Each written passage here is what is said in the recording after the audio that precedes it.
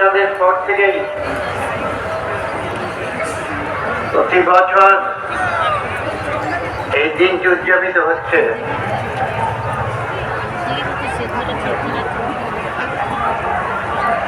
প্রয়াত নেতা comrade Nihan Mukherjee, comrade Satish Banerjee,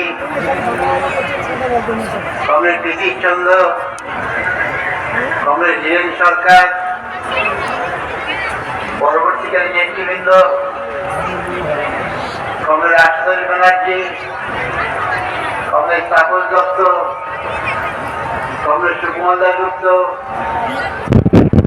comrade Anil Sen, comrade Manik Mukherjee, বাংলাদেশে যিনি কমরেড সিদ্ধার্থ মিশ্রের সাথে সম্পর্ক গড়ে তুলেছেন, কমরেড মুবিনুল হক চৌধুরী, প্রত্যেকেই এই দিনে শ্রদ্ধা জ্ঞাপন করেছেন, মহান নেতার শিক্ষাকে স্মরণ করেছেন। মৃত্যুর আগে সকলেই স্মরণ করেছেন